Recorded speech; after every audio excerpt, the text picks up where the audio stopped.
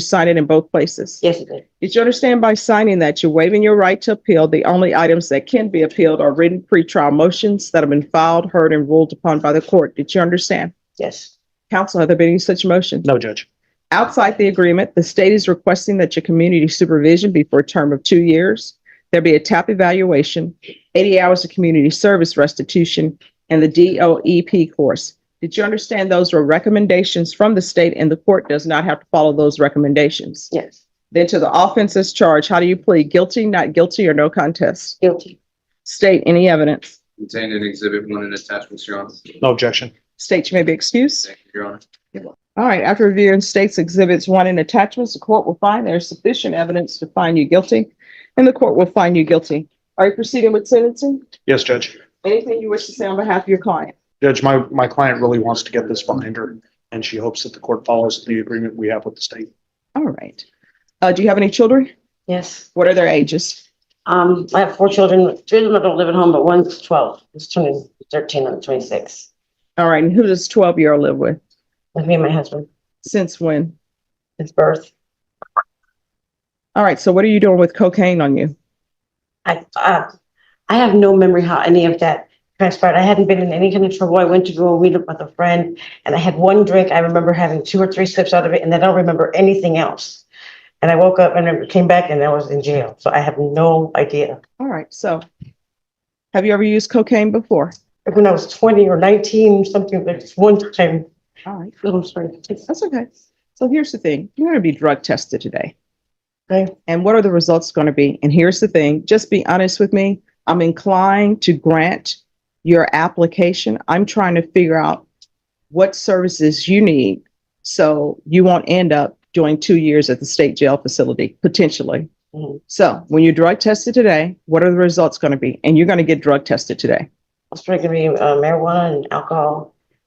And I don't think it was a coke, but So marijuana, alcohol, potentially cocaine. yeah, because it was around the house. And that's why my husband, we're moving. So we're moving to get away from the people that have the stuff. No. Why is cocaine around your house? Because we're moving. Like it's not my, okay, I'm sorry. It's not my. No. Why is cocaine around your house?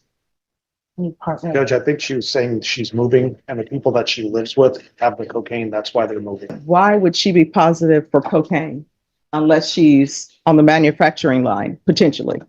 I don't understand why she would test positive for cocaine. I just thought that the people said that it comes out of people's pores, and if you touch something, then you get it too. That's why I heard on it.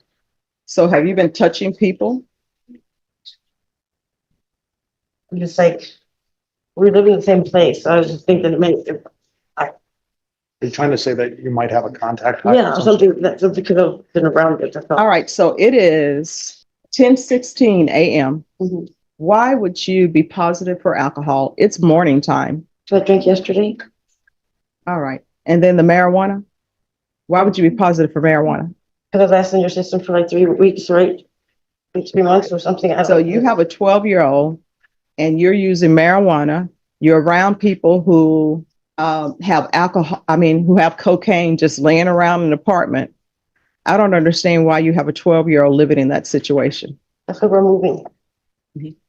I mean, like, I'm disabled. I want to get a disability check. So like, and then he got a better job. So now we are able to get our own place away from all this other stuff so that we don't have to deal with it anymore. Okay. At the end of the day, honestly, and I will tell you, your attorney has done child protective services cases. I don't understand why child protective services is not involved in your life when you're at Circle K and the officer.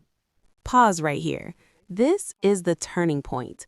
When a defendant starts stacking excuses instead of taking accountability, judges shift from listening to assessing risk.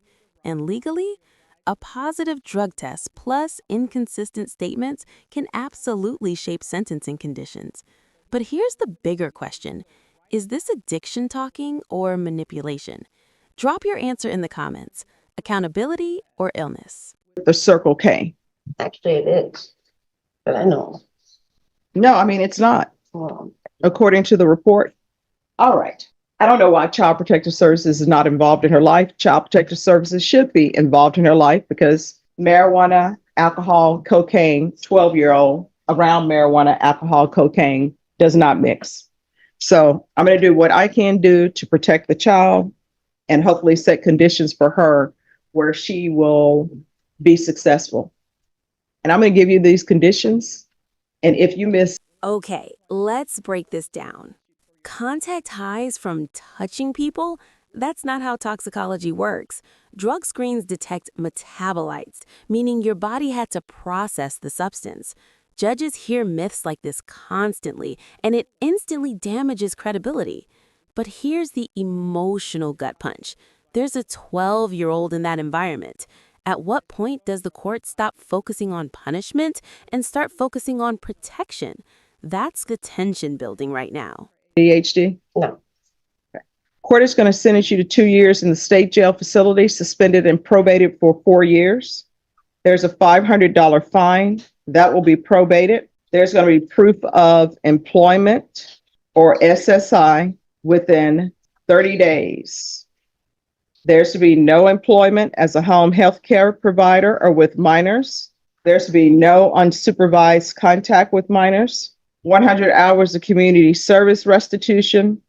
I'm going to order parenting classes. Once she completes parenting classes, the community service hours will be deemed satisfied. We can do a TAP evaluation out of custody.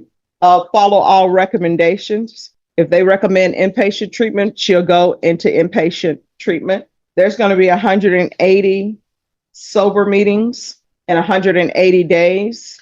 Probation, sorry, I'm going to need you to do Child Protective Services job or help them with their job. I'm going to ask for field visits 1 time per month until further notice. And probation is you can let them know. She says there's a 12-year-old at the home, and to make sure they check on the 12-year-old. Probation, is there anything else she needs? All right, thank you. There's to be regular reporting by Zoom or in person and the UA hotline until. Here's what just happened, and it's huge. A suspended state jail sentence means she avoids immediate incarceration, but the sword is hanging over her head for 4 years. One violation, that 2-year sentence can activate. This isn't leniency, it's structured pressure. Parenting classes, 180 sober meetings in 180 days, CPS involvement, no unsupervised contact with minors. The court is building a compliance cage around her. The real question is, does probation rehabilitate or just delay the inevitable? Statistically, relapse rates during probation are high. So what do you think? Did Judge Boyd strike the right balance between compassion and accountability? Do you understand? Yes. All right, we can go off the record. Probation, if you can make sure that she gets a UA no later than tomorrow. In this court, to be successful on probation, communication is key. If you have an issue, you need to let probation know. Do not come at them with this, I don't remember thing.